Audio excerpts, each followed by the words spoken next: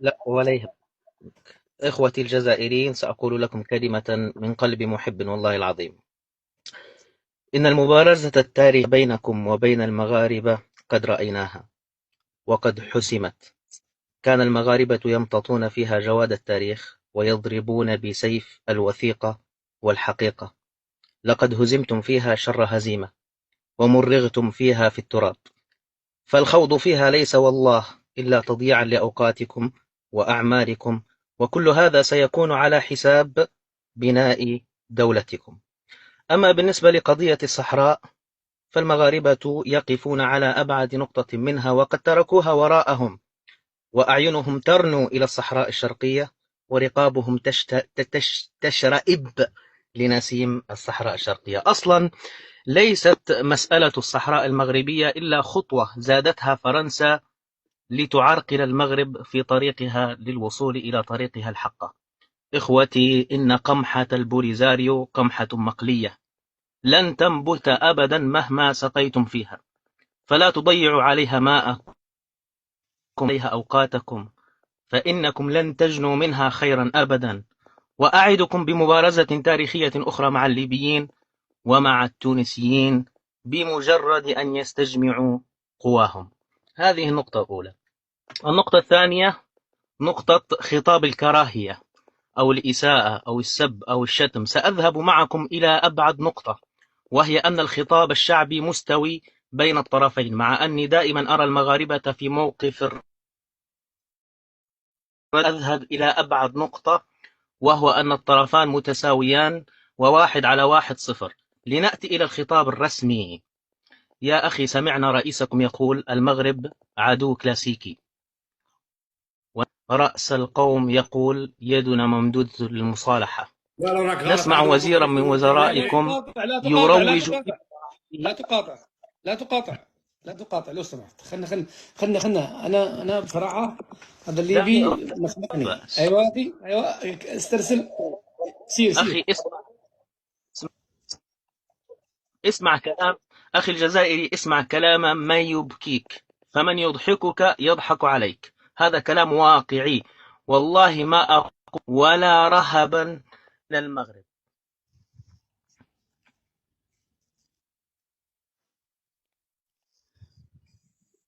معاذ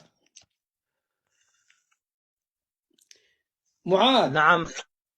انقطع صوتك. اكمل.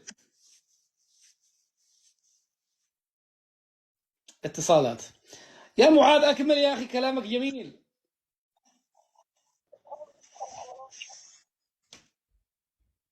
معاذ معاذ ضربوا لحظة سينيالات. فقط. هل صوتي مسموع الآن؟ الان واضح يا اخي كمل. نعم، علي بلاغات أعتقد. نعم. نعم. كنت حدثوا يا أقول جماعة، حدثوا علشان لا يسقط الأخ معاذ. واصفا والله. حدثوا. أقول هذا الكلام من عقلي ولا أقوله من قلبي، لأني لو تكلمت بقلبي لكان انحيازي للمغاربة واضح دائما من عقلي. ما تراهنون عليه رهان باطل، عليكم ألا تضيعوا أعماركم في هذا. نعود. إذا كان الخطاب الشعبي في نفس المستوى، فإن الخطاب الرسمي مختلف تماما. نرى من المغاربة خطابا رسميا يدعو إلى الموء وإلى الصلح وكله خير، بينما نرى في الطرف الثاني رئيسا يقول الشر يأتينا من هكا، ويقول اللي حوس علينا يلقانا. شوارعي لا يليق برئيس دولة. بالنسبة للنقطة الأخرى أخي، لقد عايرت المغاربة بإغلاقهم للحدود معك.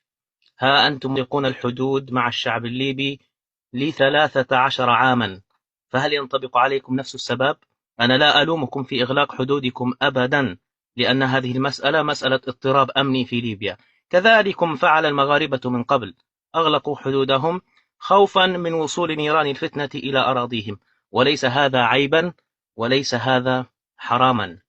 النقطة الأخيرة أخي، تحدث أحدهم عن القوة العسكرية. يا أخي، قوتكم العسكرية ليست إلا نمرا من ورق، لم نرى لها فاعلية إلا معركة واحدة قلتم في آخرها لقد حقرونا.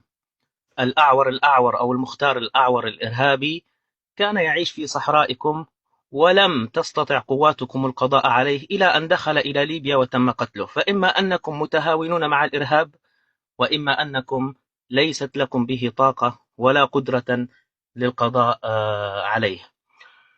ماذا سأقول أخيرا يا إخوة؟ مثلا كانت لدي نقطة أخرى في ذهني، ليس لدي قلم ولا ورقة للأسف.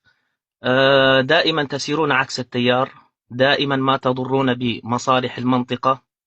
أما بالنسبة لنقطة الخيانة تذكرتها الآن. لن أطيل لك في التاريخ، فقد تكلم فيه المغاربة كثيرا وأفحموكم. سأتكلم في الواقع وما رأيته وما عهدته. أعهد خطابا للسيد تبون يقول فيه: سنعامل فرنسا الند بالند، والمسكوت عنه مفهوم. هذا يعني أن فرنسا في 60 سنة الماضية لم تكن تعاملكم الند بالند.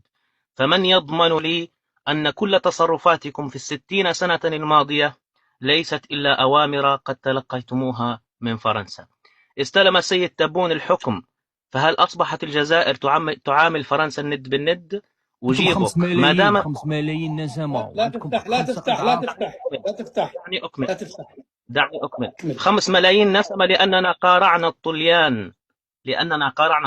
كان عدد سكان ليبيا 900 ألف، قتل منهم 600 ألف في مقارعة الطليان، ولا نقول فيهم إلا أمة قد خلت، لها ما كسبت ولنا ما كسبنا، ولن نسأل عما كانوا يعملون، ولا نعلق ذنوبنا وعيوبنا ومشاكلنا على الشهداء.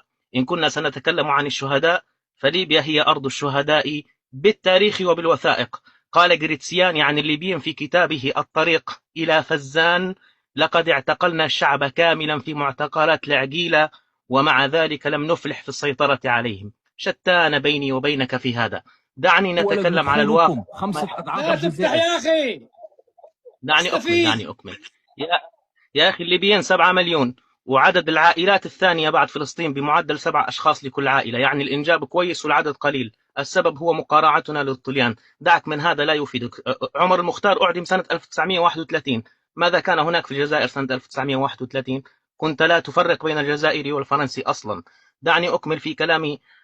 في الواقع السيد تبون قال: سنعامل فرنسا الند بالند. هل عاملها الند بالند؟ لو عاملها الند بالند لكانت أول خطوة في حكمه هو محاسبة هؤلاء الذين كانوا ينفذون أوامر فرنسا في الجزائر.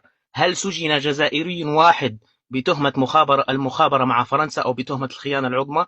سجنوا بتهمة الفساد، بتهمة السرقة، بتهمة. لم يسجن جزائري واحد بتهمة الخيانة أو العمالة لفرنسا. إذن لا زالت معاملة غير الند بالند مستمرة في الجزائر إلى يومنا هذا. أنتظر دوري مرة أخرى، النقاط ضاعت مني. تفضل. يا معاذ، إذا تكرمت لو سمحتوا يا شباب، لو سمحتوا دقيقة.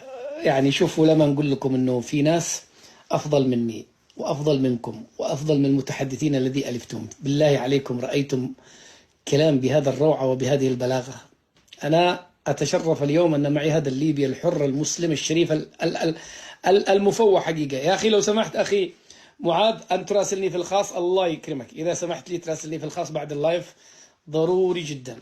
أنت لازم نستفيد منك. أنا شخصيا اليوم تلميذ بين يديك، أنا صاحب اللايف، والله أنني كالتلميذ، ولو استمريت أن تتحدث ساعة أو ساعتين لما مللت منك، لأنك بتقول كلام مرتب راقي عالي المستوى جدا.